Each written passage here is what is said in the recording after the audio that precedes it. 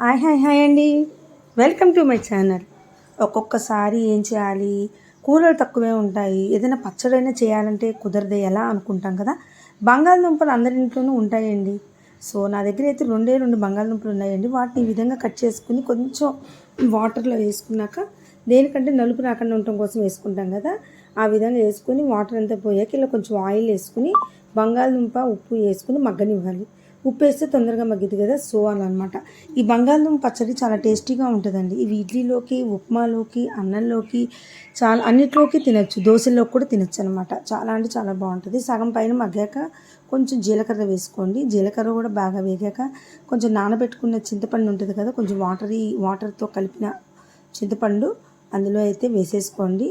ఇవన్నీ బాగా మగ్గుతాయి అనమాట. మగ్గాక కొంచెం రుచికి సరిపడా ఉప్పు అయితే వేసాం కదా, కారం వేయాలనుకుంటే కారం కూడా వేసేయచ్చు అనమాట.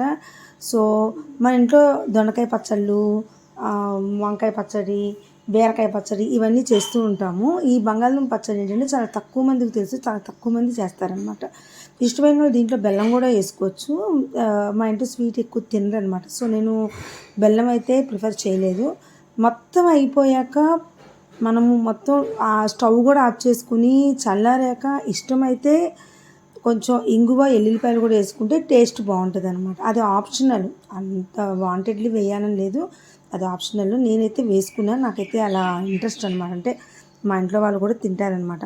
చూసారా, ఇలా చల్లారి పెట్టాలి. బాగా చల్లారాక మిక్సీ పట్టేయాలి.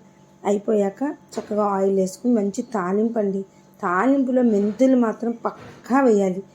తర్వాత ఎండుమిరపకాయలు, తాలింపు దినుసులు, కొద్దిగా కరివేపాకు, దంచిపెట్టుకున్న వెల్లుల్లిపాయి అన్నీ వేసేసుకుని చక్కగా అన్నీ బాగా వేగాక ఇంగువ మాత్రం నేను వేస్తానండి. కొంచెం వేస్తేనే టేస్ట్ బాగుంటుంది. ఇందులో అయినా సరే ఇంగువ వేయటం కాదు, ఇంగువ వేసాక అది మాడకుండా చూసుకోవాలి. మాడితే పచ్చడి టేస్ట్ మారిపోద్ది అసలు మొత్తం.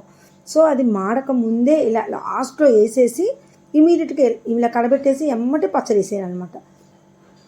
ఇగో ఇలా మిక్సీలో వేసుకున్నాను పచ్చడి. చాలా అంటే చాలా బాగుంటుంది. ఒకసారి అయితే ట్రై చేయండి. దోశల్లో కూడా బాగుంటుంది.